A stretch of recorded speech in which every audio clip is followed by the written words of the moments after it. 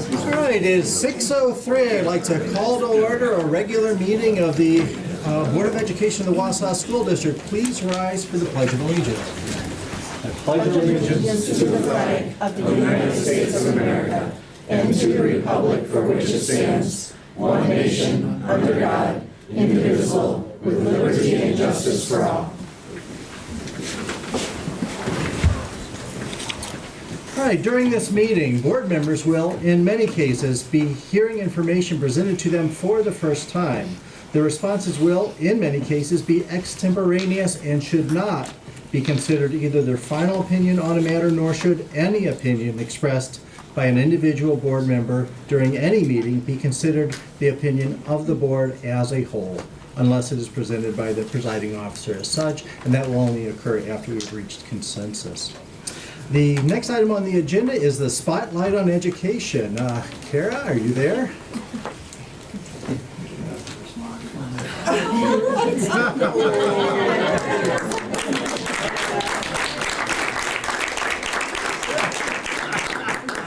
Good evening, and thank you for this opportunity to highlight and share some of what are many practices we celebrate in our 4K and early childhood programs. We really don't go anywhere without Tucker Turtle, so thanks for welcoming him.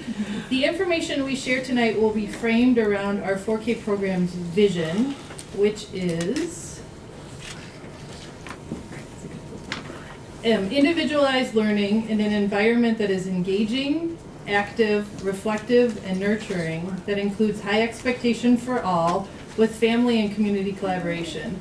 We can summarize this in 2 words, which is I learn. The vision is grounded in our beliefs and works directly to support the mission of the Wausau School District, which is to advance student learning, achievement, and success. I have with me tonight a group of dedicated educators who are passionate about early learning and work tirelessly to provide high-quality early learning programming for our district's youngest learners. They will be sharing with you some highlights and celebrations.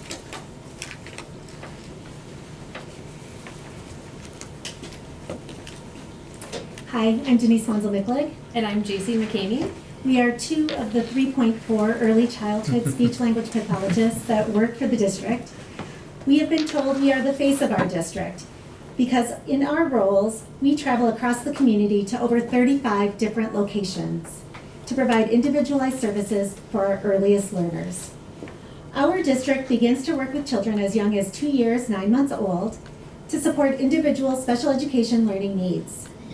If a learner is found eligible for special education services, we offer a wide range of preschool options to meet each individual's needs.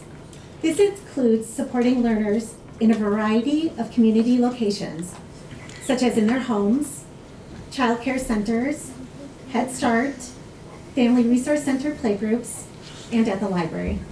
This also includes a classroom for the deaf and hard of hearing, a classroom for children with phonological impairments, specialized classroom settings, and 4K outreach sites. We strive to create family-friendly options that follow DPI's recommended practices to provide special education services for preschool students within their natural environments. We believe in coaching techniques that allow us to not only work directly with the student, but also work alongside parents, caregivers, teachers to provide greater opportunities to improve their children's skills and meet their individual needs.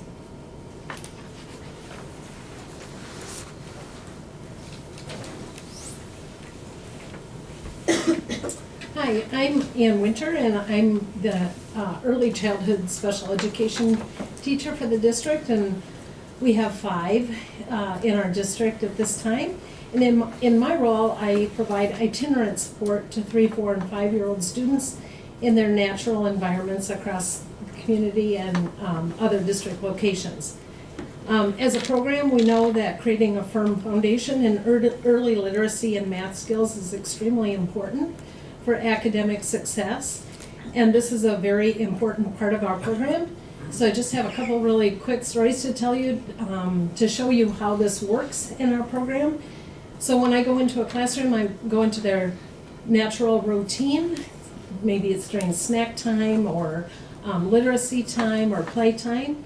And just today, I thought, oh, this is a great story to tell tonight at this presentation. But just to kind of show how we embed our teaching into our natural routines, was sitting there at snack time with one of our 4K students that I support, and we've been working a lot on counting one-on-one, and he had his snacks, his little Scooby snacks sitting there, and there was kind of a lull in the conversation between this child and myself, and all of a sudden he goes, I have an idea, let's count. And he just started counting his snacks. So that's something we've done over and over, and today he just took the lead in the teaching, which was very cool.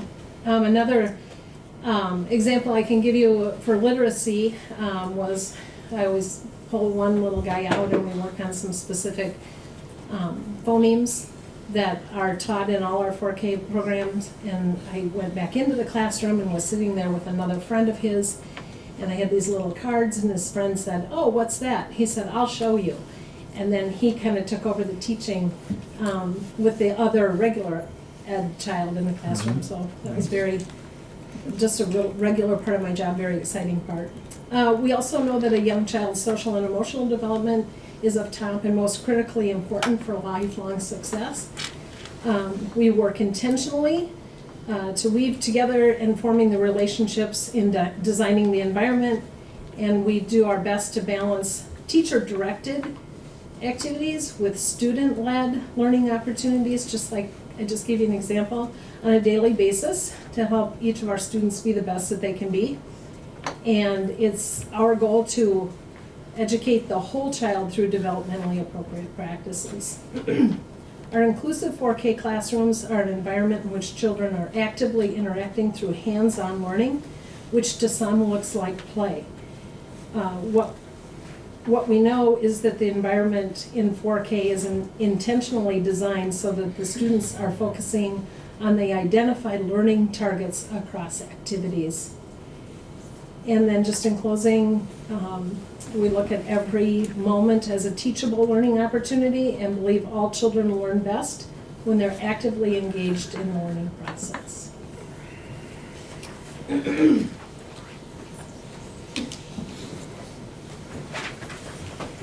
Hi, I'm Michelle Kettner, and I'm a 4K teacher at G.D. Jones. I've worked in the Wausau School District for 27 years now. That sounds different when you say it out loud. In 4K, we strive to work with children and their families to prepare them for kindergarten and beyond by providing a structured, nurturing environment full of hands-on learning opportunities. When you walk into the 4K classroom, you will see happy, active children excited about their learning. Our learning opportunities extend beyond our 4-year-olds. We offer learning opportunities for high school students at Wausau West. Our big friends, as they are fondly referred to, are rock stars in the eyes of our 4K students as they learn from each other and share special moments throughout the year. The relationships formed are priceless.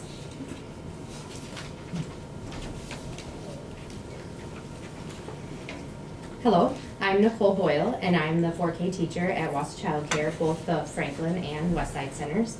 I'm a teacher at the 4K outreach sites, which means I teach the Wausau School District 4K program at the child care facilities. Not all of them, Wausau Child Care. I taught 4K in our district going on 4 years now, and have gotten a lot of positive feedback about having the 4K program out into the community. This provides parents the opportunity to enroll their child in 4K as well as have that wraparound care that they need for the rest of the day. Our team-minded approach to student learning can be found at each of our 4K sites, which is amazing for a school district of our size. Through weekly PLC meetings and during our 4K focused professional growth and development days, we're able to focus on collaboration, supporting one another, and keeping the development of our students at the forefront of our lesson planning, interventions, and activities. A personal highlight I wanted to share about teaching at an outreach site is having the chance to teach multiple siblings from each family. I get to see them grow from infants to toddlers to 3s, and finally they get to come into that last room before they really do graduate from their child care center. I am able to form great relationships with families, and it makes their experiences both with Wausau Child Care and the Wausau School District meaningful. Hi, I'm Julie Zinda, and I'm a 4K teacher at Riverview and a pyramid model coach for our 4K and early childhood programs. I've had the privilege of working in the Wausau School District for 12 years. The Wausau School District 4K and early childhood programs are known throughout the state for their commitment to the social emotional foundations of early learning and the use of pyramid model practices. Our program is rooted in developmentally age-appropriate best practices and shared with children by staff and leadership who are deeply committed to the growth and success of this young population of learners. We work very hard to provide a solid foundation of social emotional skills for our 4K students so that they can build upon that foundation and develop the skills needed for successful relationships with others during their school years as well as life beyond school.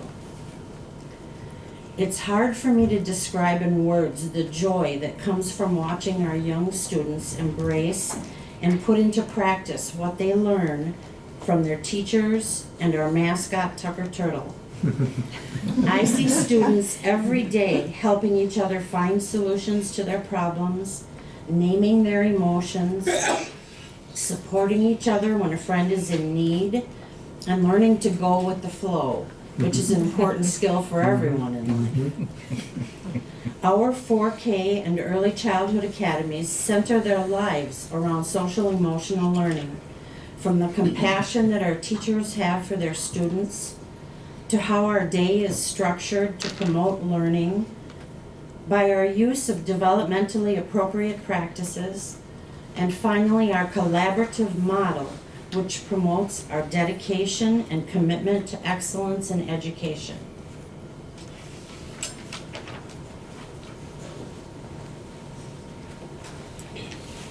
Hi, I'm Jess Napawaki. I am the 4K building aide at Thomas Jefferson School, and one of the best parts of my job is that I get to plan all the fun parent and family activities that we offer. DPI requires us to have a minimum of 88 hours a year of engagement with families, so we fulfill those hours by hosting several events. We kick off the year each year with our big annual Tucker Turtle Night, where we roll out our SEPHL practices. We usually have about 1,000 people in attendance at this event.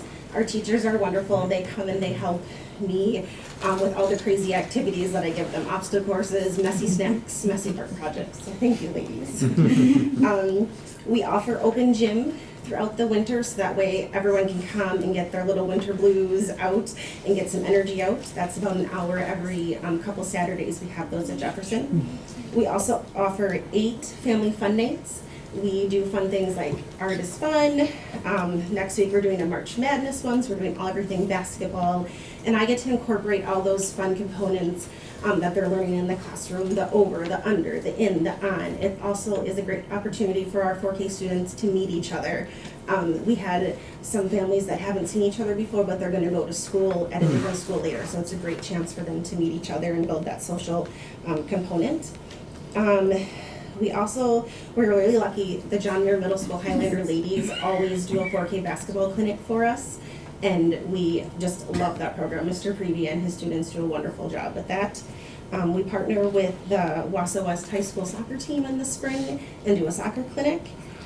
We also reach out and have community helpers. So the Wausau River Wolves came in and did a 4K clinic, hockey clinic for us as well this year. We always end the year with a big ice cream social and dance and a BOGO book fair, so we can send our little learners home with books for the summer to read. I just love this job, and I want to thank Kara Rakowski for all her hard work and for always rolling with all my crazy ideas that I have. Thank you. So thank you. Thank everybody here. And we have an incredibly dedicated group of individuals that make the 4K and early childhood program successful. So thank you for the opportunity to highlight it. Thank you very much, Kara.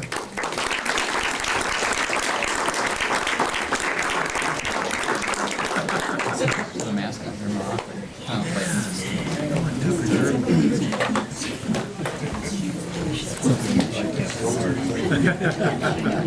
Next item on the agenda is a public and student comment for items appearing on the agenda.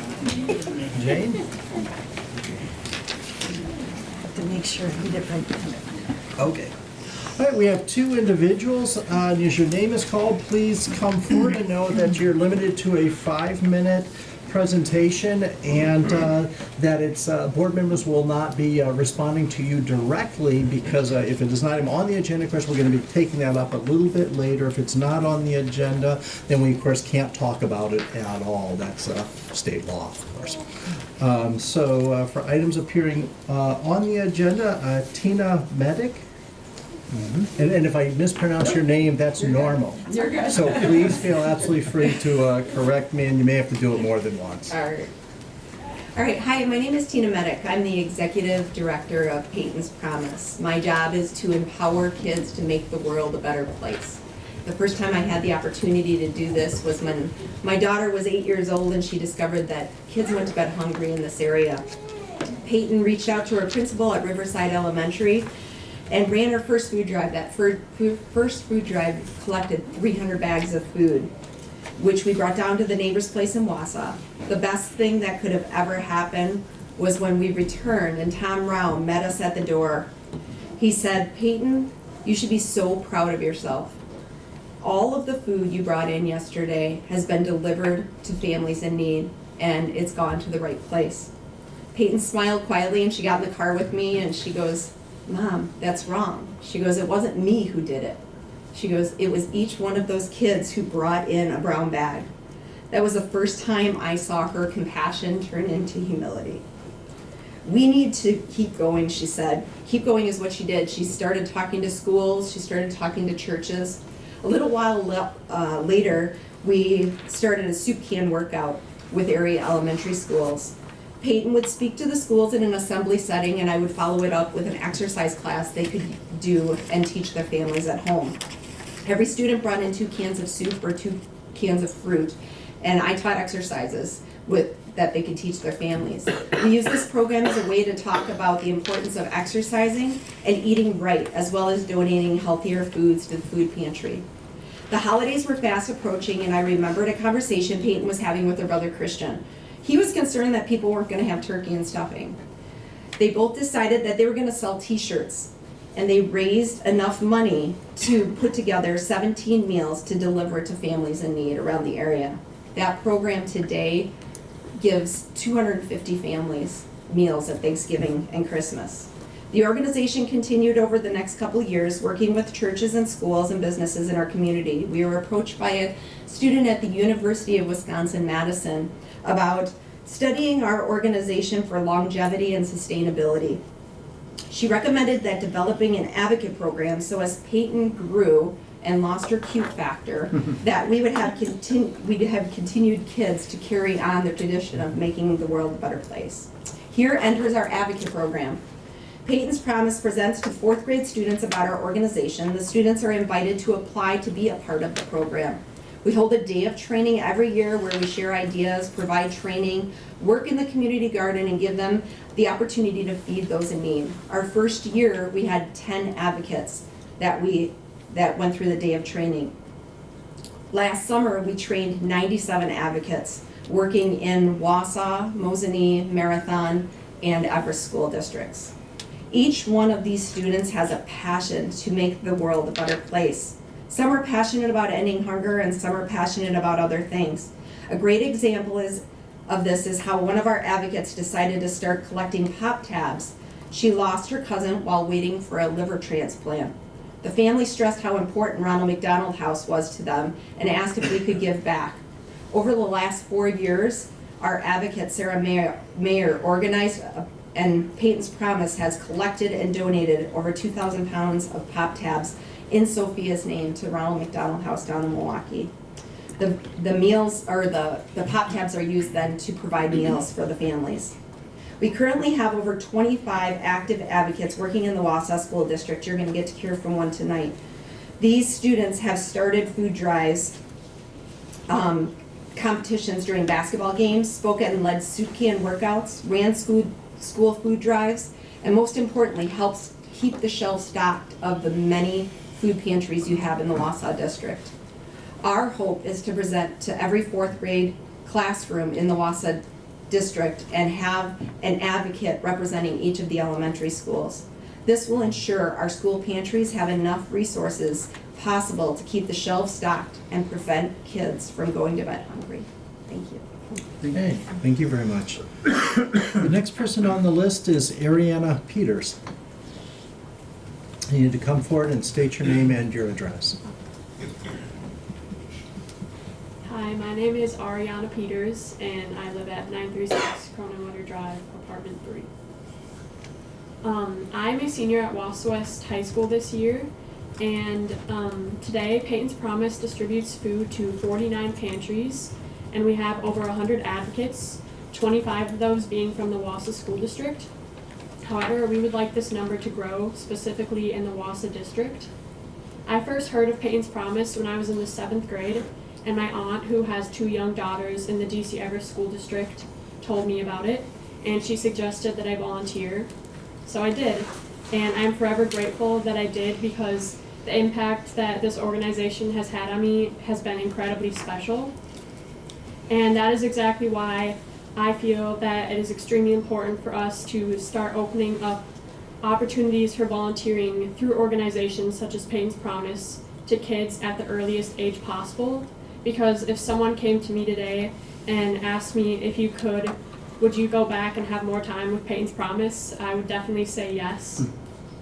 And I think that when we begin opening kids' hearts up to volunteer organizations and service work, we start to instill in them at a young age characteristics such as empathy and compassion, and to me those are traits that are extremely valuable and some of the most important things we can possess. Thank you. Thank you. Thank you very much. Okay, the next item on the agenda is the consent agenda, and this may include additional staff replacement staff, contract increases, decreases, contract renewals and non-renewals, leaves of absence, resignations, terminations, voluntary retirements, the minutes of the regular session of February 11th, 2019, payment of bills, budget status, and investment report, donations to the district, and the CISA 9 shared services contract. And so, are there any questions on that part of the board? Keith, I'd like to turn it over to you to talk a little bit about the CISA 9 shared services contract, because that is a very large budget item, and I think we need to have a little bit of a discussion about that. And I appreciate the heads up on that, so we're prepared to speak to that tonight. First of all, just be aware that CISAs receive no funding from the state. CISAs offer supportive services to school districts. So in our case, in terms of Wausau, we don't need quite as much support as some districts. And frankly, this $109,000 is about half what we spent in Ashland, just because we didn't need that kind of support at this district. But I'll speak a little bit to the administrative cost. Essentially, any cost that does not return a revenue to CISA gets split up equitably among all the school districts based on student enrollment. So obviously the Wausau School District pays the largest share, and that's that $44,000 at the top of the second page. So that's just covering administrative salaries, utilities, anything that just kind of supports that CISA system. I asked some folks to speak to a couple of the other larger costs. So for instance, at school improvement services, I think Tom and or Andrew are going to speak to that. When we look at the school improvement services, it really covers a wide range of items, including instructional support, leadership support, and a few other things. For example, we're getting ready to take on the forward exam here in just a few weeks, along with the ACT Aspire. One of the things that CISA offers is someone who is up to date, goes down to the DPI, gets all of the latest information, and then has us come and kind of disseminates it, so we know firsthand what we're looking at, what we need to do in order to prepare.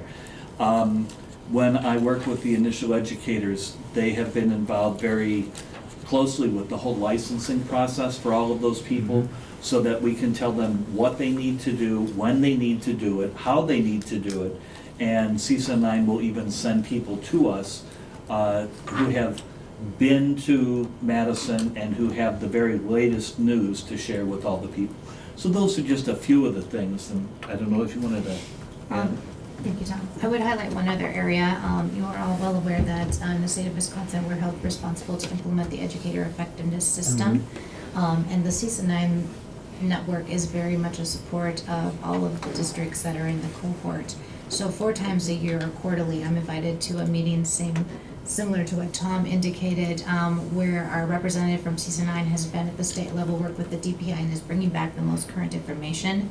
We have to be in alignment with what is required by the state when it comes to educator effectiveness. So those are very important meetings. And then we're also provided on-site support because the district of the size of Wausau, we have some additional days of support so we can co-facilitate training for our administrators as well as our educators. So we have an ongoing support through the implementation of educator effectiveness. So CISA 9 is very valuable in helping us be successful with educator effectiveness. And Tom, maybe you can help because I get all those initials mixed up. But when I was at CISA last week for our monthly meeting, they talked about Wausau has 800 students enrolled in their virtual school. No, I don't think we have 800 enrolled in our virtual school. In our virtual school. No, in CISA has 800. They gave the district that has the most in what they're offering from CISA. And I get all those Wisconsin Virtual Academy or whatever, and they talked about Wausau has 800, think about the size of our district, and then they talked about Phelps has 100, and they only have 120 students. So they were just talking about that as an example of things that CISA provides. And I get all those things mixed up about what we're offering online and what they're offering online. And right. But we use the Wisconsin Virtual School, which is located at CISA 9 and is part of it. They're one of the state authorized providers of curriculum, and we use them as our curriculum provider for many of our classes. We used to use teachers that were basically CISA 9 teachers.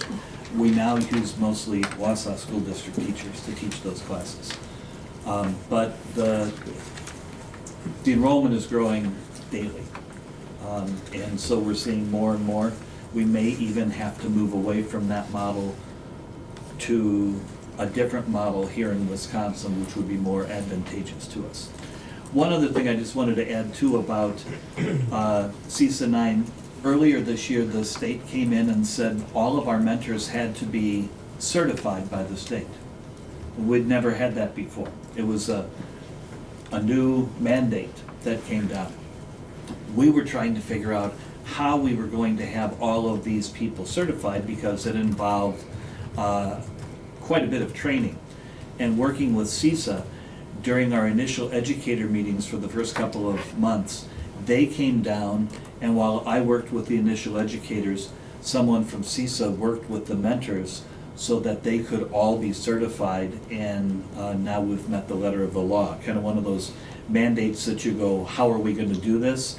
And they helped us figure it out. So it really is an advantage to us. And I think the other two things that I think I'm very impressed with is last year they had an experimental program about certifying teachers who had a college degree, and you could do it 2 ways. You could either work through them and get your license and then student teach, where you would be observed and evaluated and mentored, or you could be in a position and they would mentor you and help you through the process of becoming a strong teacher. The DPI recognizes it as such an outstanding program. It's no longer temporary. It's permanent, which is great because we benefit from that. And I think they also have a principal leadership group, which, you know, we know it. Besides, it's difficult to get enough teachers. It's also difficult to get administrators. So they work with teachers that say, hey, I've got an interest, but I don't have time to go back to Madison, and they provide all that. So I've been very impressed with my 3 years on the board, what they do for us. And it's very consumer driven. It's only what the school districts, the consumers want. They don't offer anything that we say we don't need. Thank you. Judy, could you speak to that Project Search a little bit? Oh, certainly. Project Search is run through CISA 9. They have hired a teacher, and Matt Collins, the RSN up there, oversees the program. Districts, DC Everest, Mosinee, Merrill, Wausau, Marathon County Special Ed, buy slots for students, developmentally disabled students, 19 to 21. And they actually have to apply to go there. They fill out a big application, and they interview to make sure they're a good fit for the program. If they are, Wausau has 2 slots. If they are accepted, we have 2 for next year, young men who will be going into the program. They are put through half a day. They get some of the soft skills for a job, how you present yourself, showing up on time, that type of thing. And then half a day they're put through a rotational within the hospital. I believe there's 4 rotations. They're in food service, pharmaceutical, housekeeping, that type of thing. And then the goal at the end is employment for those youth. Currently at Aspirus, correct? At Aspirus, if not, hopefully at Aspirus. If not, they can look to other area, community businesses, but hopefully at Aspirus. They've been very good, and they've been very complimentary about hiring youth from that program. Thank you. Anything else the board would like to know about CISA contract? All right, so I'll look for a motion to approve the consent agenda. So moved. Second. All in favor signify by saying aye. Aye. Opposed? Abstentions? Motion carries. The next item on the agenda is the old and recurring business from the Education Operations Committee of the Whole. This is the budget reconciliation plan. This is for information only, is not an action item. The 2019-20 budget projection model along with a 5-year fiscal forecast were presented at the January 28th, 2019 Education Operations Committee meeting. At the time, it was projected that approximately $325,000 would need to be reconciled in order to balance the 2019-2020 budget, district budget. Board book includes documents representing modified budget requests along with the corresponding budget reductions that would balance the 2019-2020 district budget. Bob, anything new to add? No, but, yes, and a week from tonight, I'll have another updated version of that, and it's a very exciting time because a lot of things are changing. And we're gonna ask you a week from now to still not take action on it. All right. And we're gonna wait until the April meeting to take action on it at the Operations Committee, because there's still some things in flux. Exciting can mean a lot of things. More exciting It's is good exciting. better than it has been in the past. Okay, Happy, good big exciting. Well, right. Okay, we'll see. up for debate. All right, thank you very much. Up from the board, anything? All right. Next item, new business. This is from the Education Operations Committee of the Whole, again. Elementary Math Resources. Elementary Math Resource Adoption Team presented an overview of the vetting process and made a recommendation to the Board of Education to approve the adoption of core math resources. Anything new, Andrea? No. Okay, anything from the board? All right, looking for a motion to approve the adoption of the new elementary core math resource, Ready Classroom Math. So moved. Second. All in favor signify by saying aye. Aye. Opposed?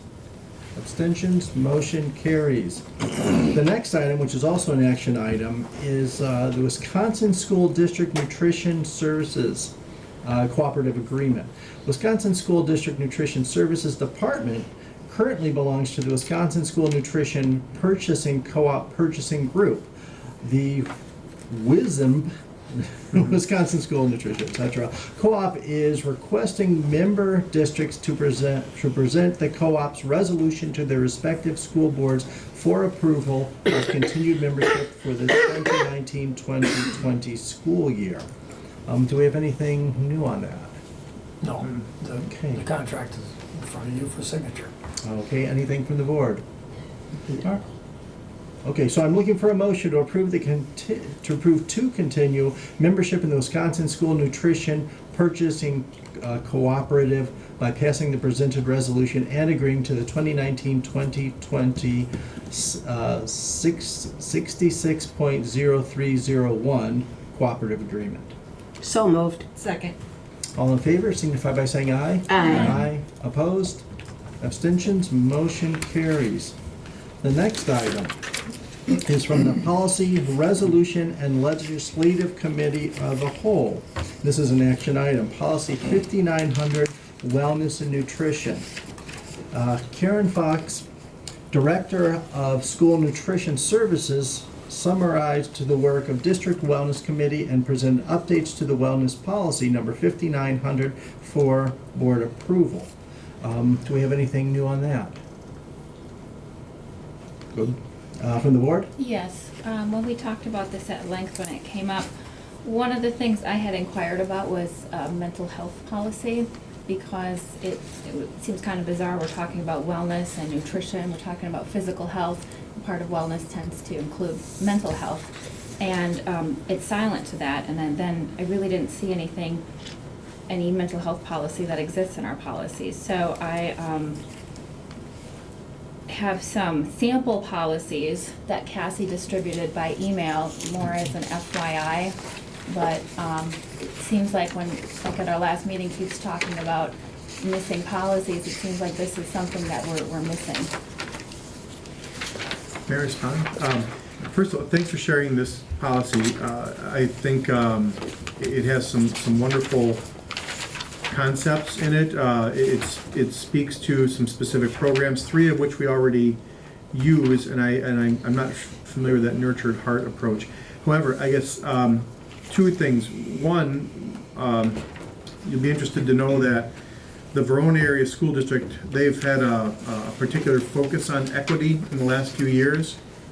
And at the WASB convention, I met with them about their strategic planning process, which was an equity-based process, which I had never heard of. And so I've borrowed a tool that we're going to be using to finalize the development of our strategic plan in terms of assuring equity being built into our goals.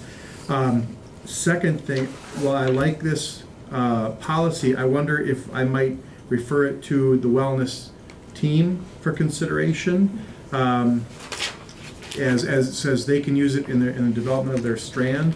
And then I don't know if this is something you want to move on quickly, or seeing as we're going to be moving, it sounds like we're going to be moving to the Neola services, do we want to wait and see what policies they would offer? Well, 2 things. There are 3 actually separate policies here. We've got Verona, Eau Claire Area School District, and Mequon.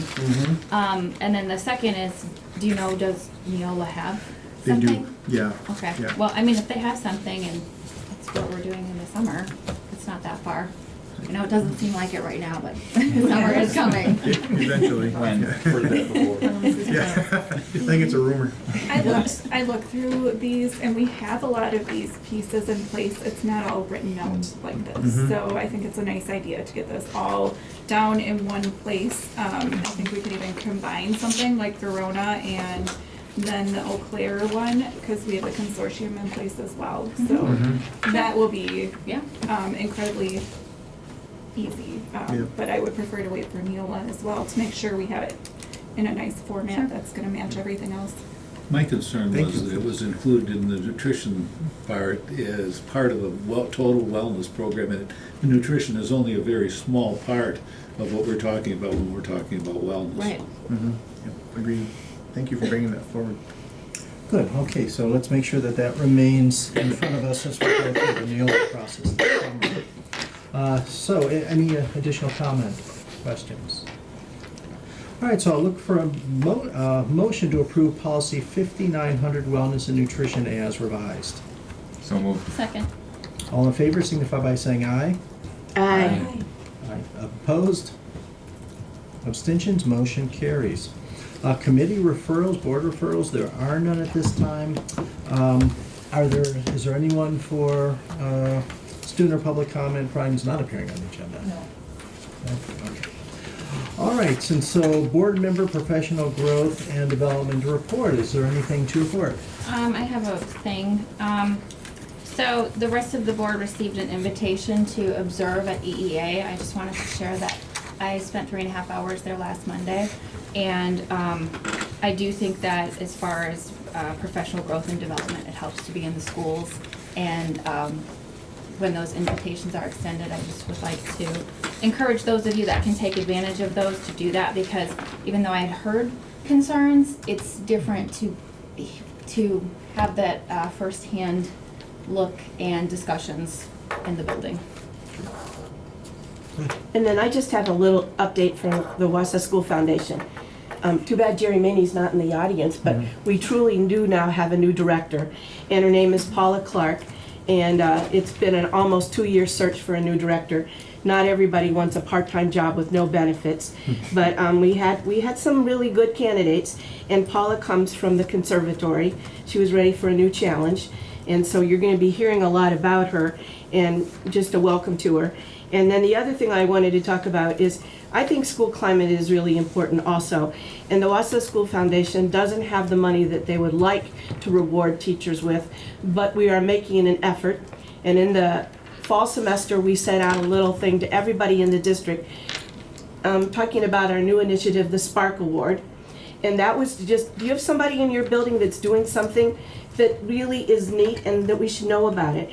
And we had, I did have to call a few principals and remind them, and they were very gracious to me. And then they also had it in their head that it had to be connected to technology, which it did not.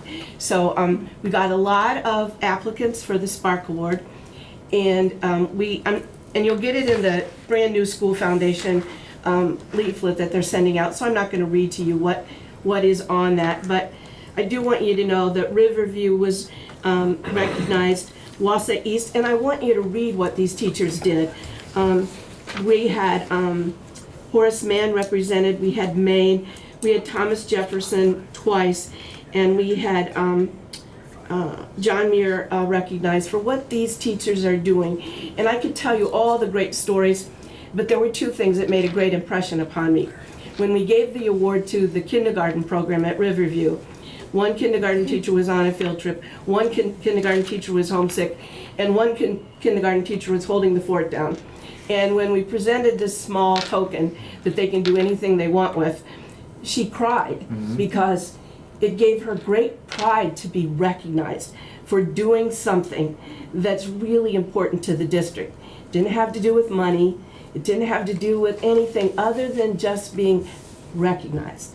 And then there were a lot of other great moments, and of course a lot of the kids wanted to know what an award was. But anyway, and then the other thing, good to my heart, the teacher at Maine was recognized for doing an after-school program with just board games. Getting the kids off the computer, seeing how much fun it is to sit around and do a board game. And the first session that he ran after school for no extra pay, he had 16 kids. And the second session that he ran, there were so many kids excited about it, got up to 28. So again, you've got a teacher who says, hey, there's a need to get that back into the home. Getting those kids to say, hey, and I do not like Monopoly, but I don't know what they're playing. I always thought that game went on forever, but there are a lot. But it was just exciting, and I just want us to know that, and I want the teachers to know, we thank them for what they're doing. And this is our platform of saying thank you, and we do appreciate